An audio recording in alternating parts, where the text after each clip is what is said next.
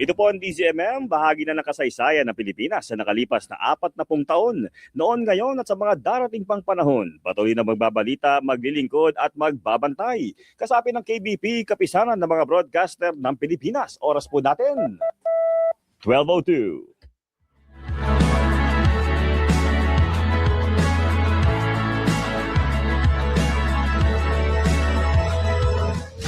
Basta AM, DZMM.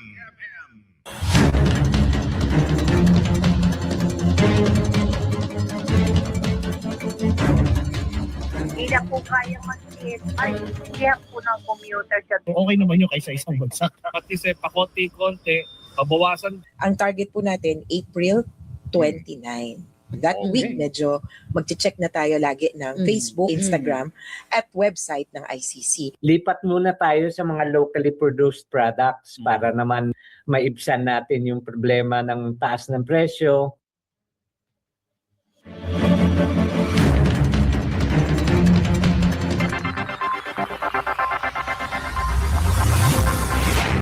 Mula sa News Center ng DZMM.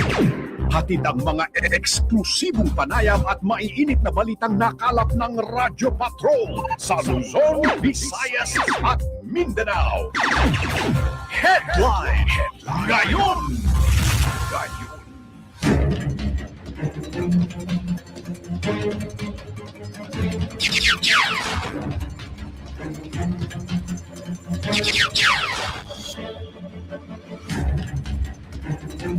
Sa headline ngayon, shortage na ilang bilihin, binabala kapag tumagal pa ang krisis sa Middle East. Mga mag-iitlog at panadero apektado na rin sa sitwasyon pero hindi pa magtataas ng presyo. ERC bukas sa utay-utay na pagpapatupad ng dagdag singil sa kuryente. Unang anibersaryo ng pagkakaaresto ng ICC kay dating Pangulong Duterte, inalala ng mga kaanak ng mga biktima ng war on drugs. Vice President Sara Duterte nanindigang kidnapping ang pag-aresto sa ama. 4 patay sa banggaan ng wing van at motorsiklo sa Cebu. 4 na Korean timbog din sa Cebu dahil sa illegal na online gambling den. Bagyo sa labas ng PAR, lumakas pa. Trough ng bagyo nagpapaulan sa ilang lugar sa Mindanao. At Taylor Swift na panatili ang kanyang billionaire era. Magandang tanghali Luzon, Visayas at Mindanao. Ako po si Jeffrey Hernaez.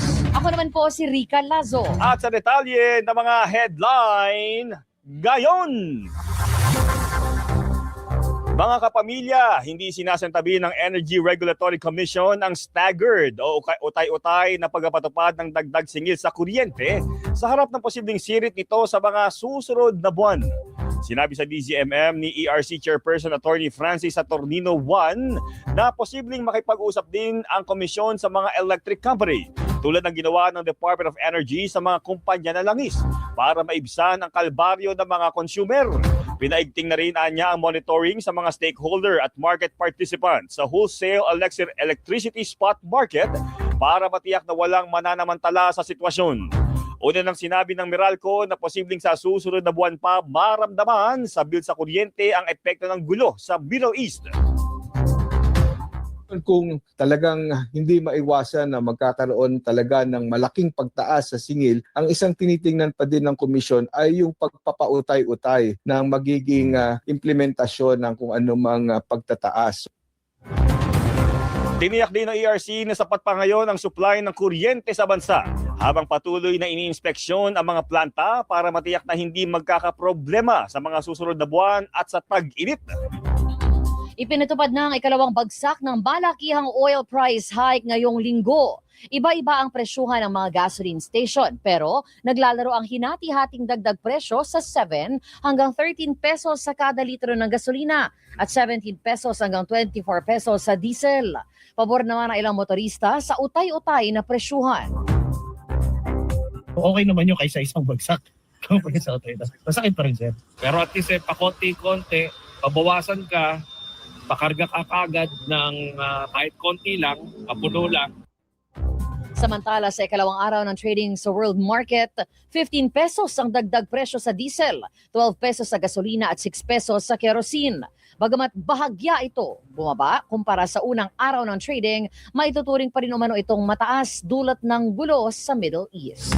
Tataasan pa ng mga bus operator sa Metro Manila ang ihirit na taas pasahe sa LTFRB, kasunod ng lalo pang paglobo ng presyo ng mga produktong petrolyo.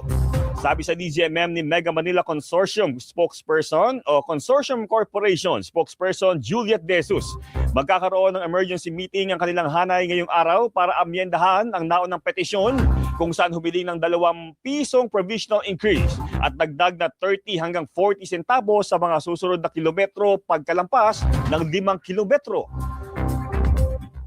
Hindi na po kayang magtiis. Maiintindihan po ng commuter siya dahil pag hindi po kami binigyan ng ganon, baka po marami po ang hindi na magdi-deploy kasi hindi na po ang kaya ang presyo ng diesel. Samantala, umaapela rin si TNVS Community Leader Council President Liza Redulla na aprobahan na ang kanilang hirit na 20 pesos na taas pasahe sa TNVS at pansamantalang bawasan ng komisyon ng Transport Network Companies na kinakaltas sa kita ng mga driver. Actually, kakainin lang po talaga ito nung pagtaas ng gasolina eh. Kaya hindi man po namin gusto talagang pasakita ng commuters. Pero ano rin po naman ang choice namin. Sana po maibsan kahit papano. Naintindihan ng mga TNC, ng gobyerno na naghihirap po talaga ang mga drivers natin. Tiniyak ni Pangulong Marcos Jr. ang mga hakbang ng pamahalaan para mapanatili ang sapat na reserba at supply ng langis sa harap ng nagpapatuloy na gera sa Middle East. Balita mula sa Malacanang, hatid ni Radyo Patrol Christian Yosores. Christian. Rika, naghahanap na ang Pilipinas ng iba pang bansa na maaari mapagpuno ng supply ng langis hanggat hindi pa nare-resolba ang gera sa Middle East. Sa kapihan with the media sa New York, sinabi ni Pangulong Ferdinand Marcos Jr. na nananatiling sapat ang supply ng langis sa Pilipinas at may nakatakda pang dumating na dagdag supply. Hindi niya apektado ng pagsasara ng Strait of Hormuz at hindi manggagaling sa mga lugar na apektado ng gera ang dagdag na supply ng langis. Kaya inaasama kararating ito sa Pilipinas. Sa ngayon ay naikipag-usap na niya ang Pilipinas sa ibang estado para maging supply na rin ng bansa sa hinaharap.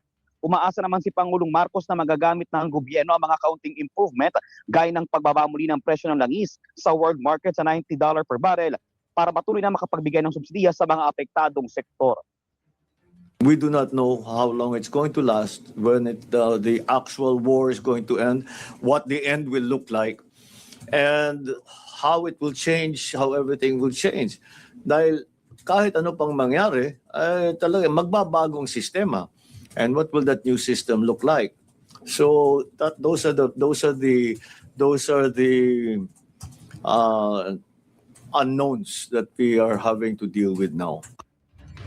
Samantala, Rika at Jeff, anumang sandali ngayong tanghali ay haharap sa isang press conference dito sa Malacanang sina DSWD Secretary Rex Gatchalian, DOTR Secretary Giovanni Lopez at ilang alkalde ng Metro Manila para ilatag yung mga napag-usapan sa ginanap na meeting ng mga gabinete at NCR mayors dito sa Malacanang kaninang umaga.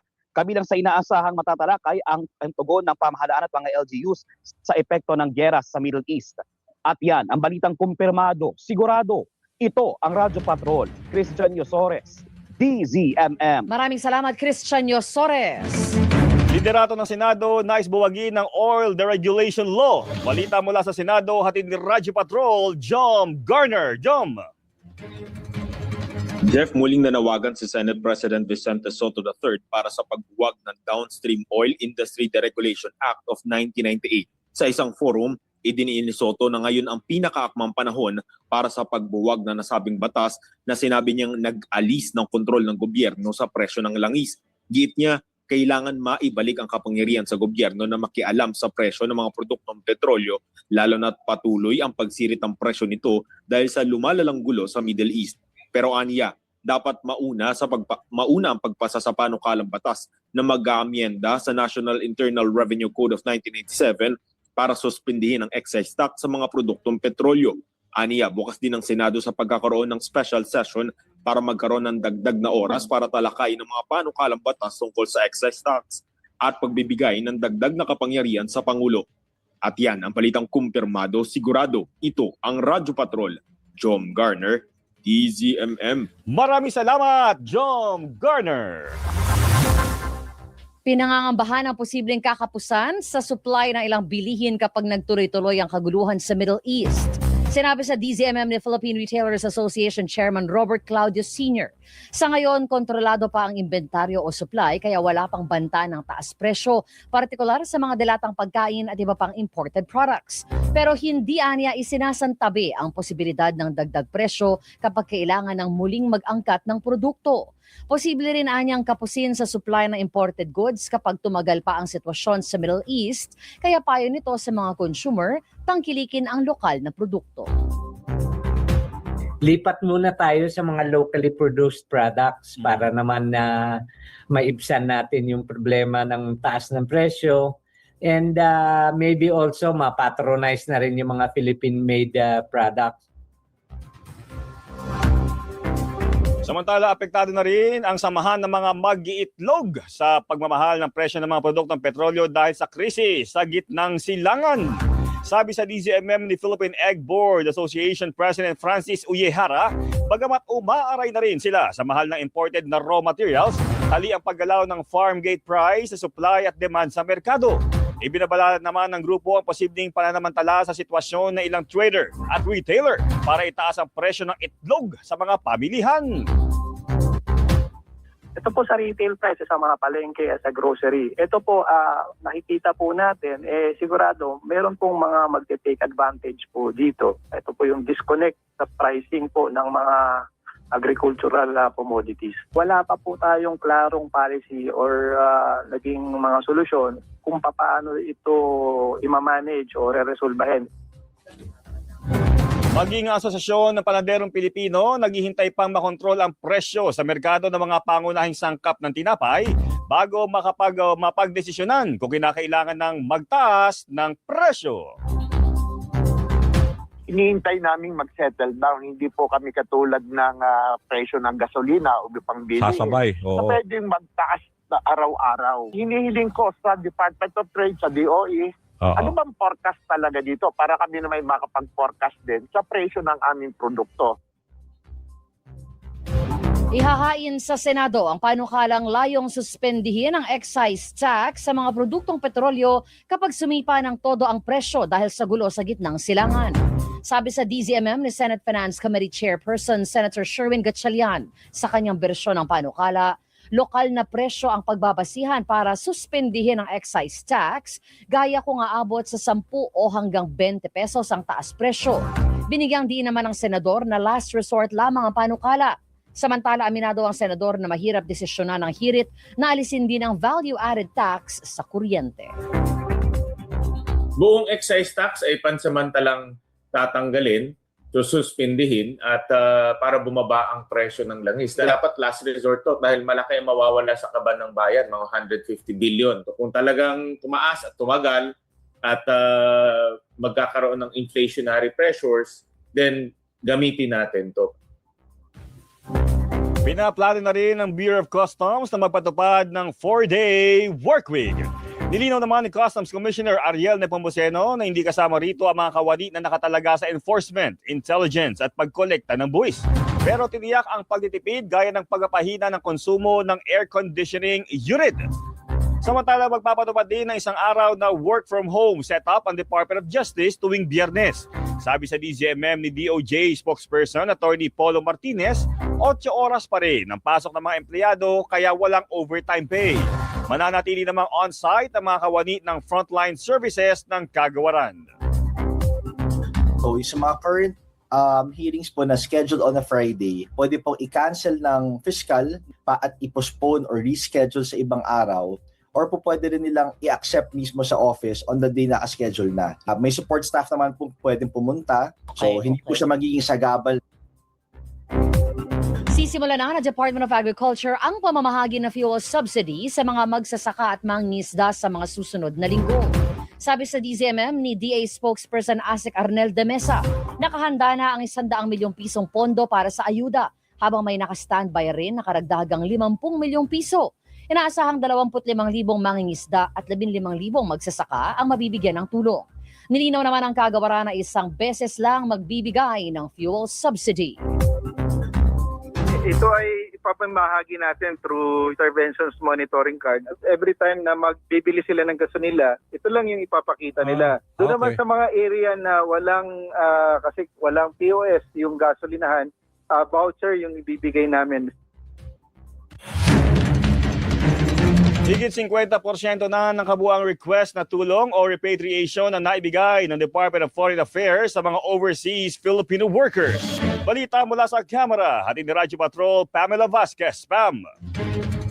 Jeff, sa joint briefing ng House Committees on Foreign Affairs at Overseas Workers Affairs, ibinahagi ni DFA OIC Esedentago na as of March 10, 2026 ay nasa 188 na ang na-repatriate o nabigyan nila ng assistance. Mula ito sa 327 na kabuoang bilang ng requests mula sa non-overseas Filipino workers, gaya ng mga residente, turista, estudyante at pilgrim.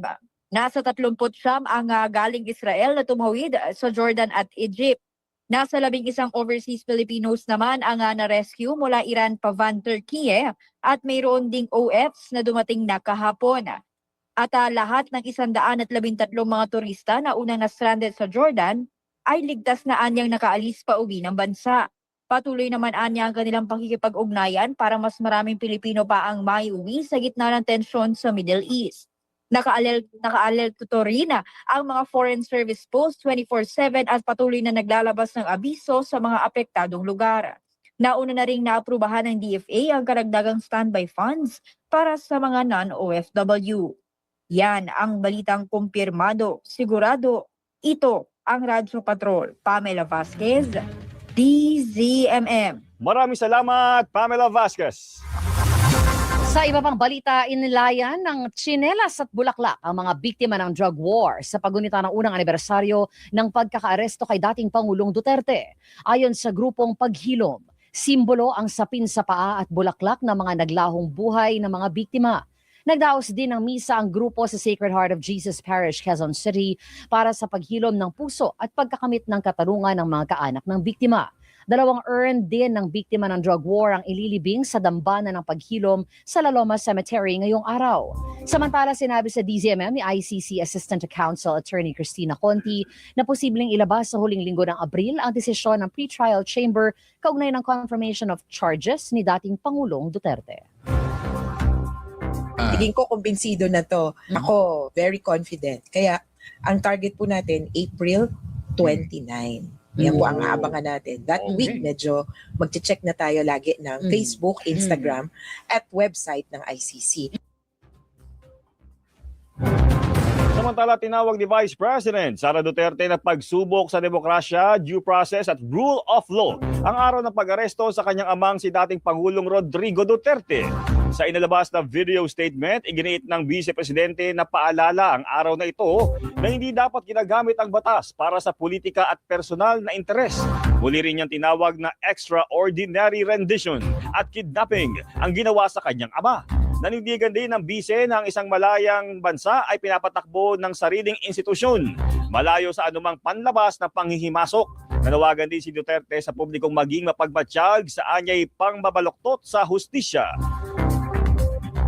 Ang anibersaryong ito ay isang panawagan para sa ating lahat na manatiling mapagmatyag. Ang isang tunay na malayang bansa ay pinapatakbo ng sariling mga institusyon na malaya mula sa anumang panlabas na panghihimasok o dikta. Walang sino mang Pilipino ang dapat pagkakaitan ng proteksyon ng ating saligang batas. Samantala, ipinalilinaw ng International Criminal Court ang papel ng 6 na Pilipinong abogado sa defense team ni dating Pangulong Duterte. Magugunit ang binanggit ni Lead Defense Counsel Nicholas Kaufman sa nagdaang confirmation of charges hearing sina dating Executive Secretary Salvador Medialdea, dating Presidential Spokesperson Salvador Panelo, Attorney Martin Delgra, Silvestre Bello, Alfredo Lim at Cesar Dulay na ipakilala ang defense team. Gate Deputy Prosecutor Mame Mandiahe-Niang, dapat malaman ng korte ang miyembro ng defense team para maprotektahan ang seguridad, physical at psychological well-being at privacy ng mga biktima at testigo. Arestado ang 4 na Koreanong nagpapatakbo umano ng illegal na online gambling den sa Cebu City. Balita mula sa Kamkrame, hatid ni Radyo Patrol, Marlene Padiernos, Mars. Marlene?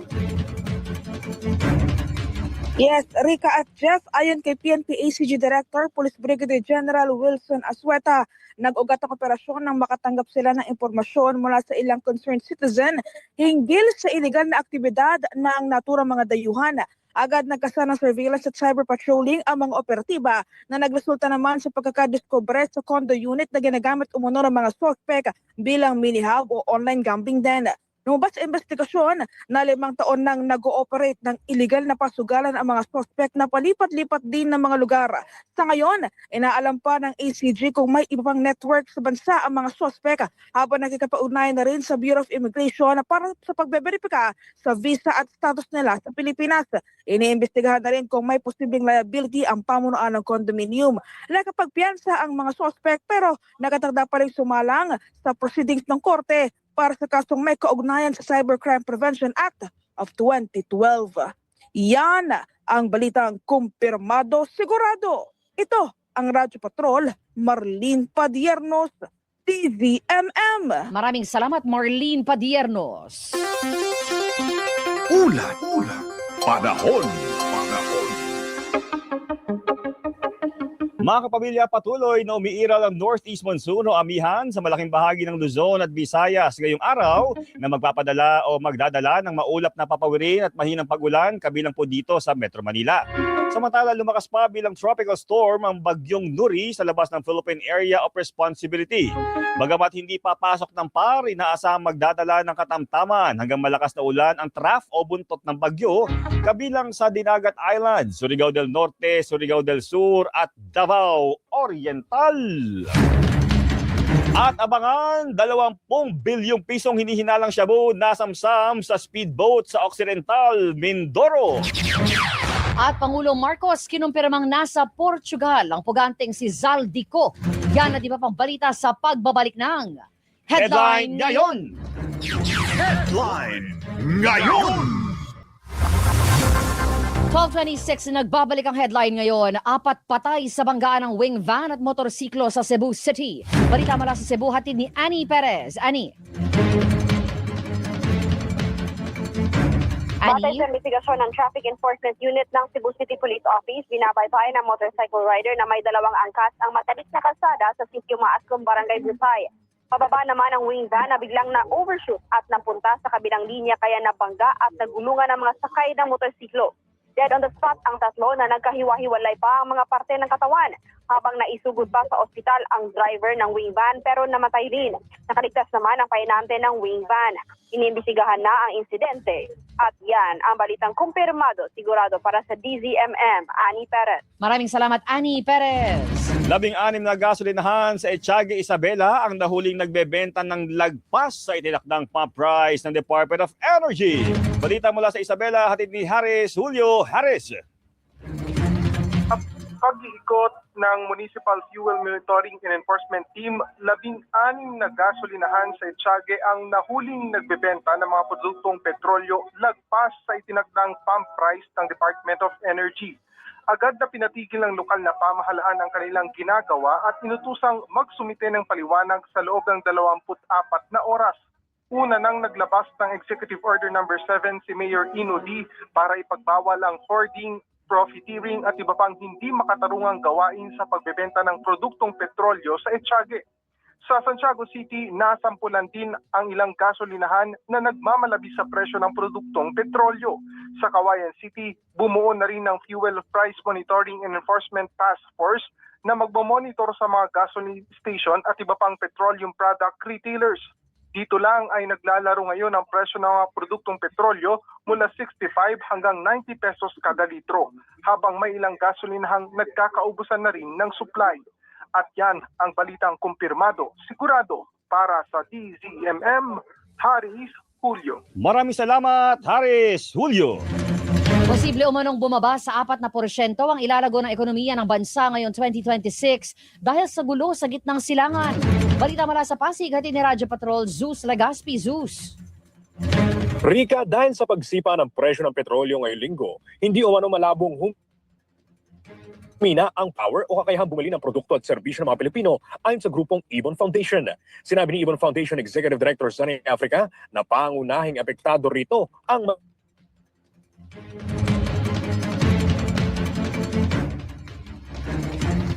empleyado na panibagong dagok anya sa mga pamilyang Pilipino. Kung magkaroon ng cost push inflation, magmahal yung mga presyo ng bilihin, in effect, less ang bibili ng mga Pilipino, mga pamilyang Pilipino kasi bawas na yung tunay na halaga ng kanilang piso. So yung mga marginal na mga negosyo dyan na ngayon kapit sa patalim, marami dyan ay baka lalong mahirapan, baka iba dyan ay magsara pa. Tansya rin ng grupo, posibleng bumaba sa 4% ang ilalago na ekonomiya ng bansa ngayon 2026 kung magtatagal pa ang gyera sa gitnang silangan. Mas mababa sa 5 hanggang 6% target ng pamahalaan. Iyan ang balitang kumpirmado, sigurado. Ito ang Radyo Patrol, Zeus Legaspi, DZMM. Maraming salamat, Zeus Legaspi. Sinuspende ng lokal na pamahalaan ng Cotabato City ang face-to-face classes sa mga paaralan sa nalalabing araw ng Ramadan. Balita mula sa Cotabato, hatid ni Lirio Bompad. Lirio. Simula ngayong araw, wala munang face-to-face classes sa Cotabato City hanggang matapos ang huling 10 araw ng Ramadan. Sa panahong ito, ipatutupad ang asynchronous classes para bigyan ng pagkakataon ng mga mag-aaral, guro at pamilya na makapag-obserba ng spiritual significance sa final days ng Ramadan. Ang huling 10 araw ng Ramadan ay mahalaga sa reliyong Islam bilang panahon ng pagdarasal, reflection at paghingi ng kapatawaran at biyaya. At yan ang balitang kumpirmado, sigurado, para sa DZMM, Lirio Bompa. Kinumpirma ni Pangulong Marcos na nagtatago sa Portugal ang puganteng si dating Congressman Zaldico. Sa huling araw ng working visit sa Amerika, sinabi ng Pangulo na makikipagtulungan ang pamahalaan sa mga otoridad ng Portugal para mapauwi ng Pilipinas ang dating kongresistang nahaharap sa kasong graft at malversation kaugnay ng sinasabing substandard na road dike project sa Oriental Mindoro. 20 bilyong pisong halaga ng hinihinalang shabu ang nasabat sa subadsad na speedboat sa Paluan, Occidental Mindoro. Sa inspeksyon ng 203rd Brigade ng Philippine Army sa speedboat, tumambad ang 43 sako ng hinihinalang shabu na may bigat na 2.2 na tonelada. Sinasabing may sakay ding 2 Chinese ang speedboat pero nakatakbo umano sa gubat. Showbuzz ngayon! Showbuzz ngayon! Sana all! Ang sigaw ng mga Swifties dahil nananatili sa listahan ng mga bilyonaryo musikero ang American pop superstar na si Taylor Swift. Sa inilabas na listahan ng Forbes magazine, kabilang pa rin si Maring Taylor sa World's Billionaires list na lumobo pa sa $2 billion ang net worth mula sa 1.6 billion noong 2024. Sa ulat, malaking bahagi ng kanyang yaman ay mula sa royalties at concert tours. Kabilang ang matagumpay na The Eras Tour, pati na rin ang halaga ng kanyang music catalog at real estate. Ka-partners ang listahan ka nandun Wala nga sa rin Noisy. ako. Oo.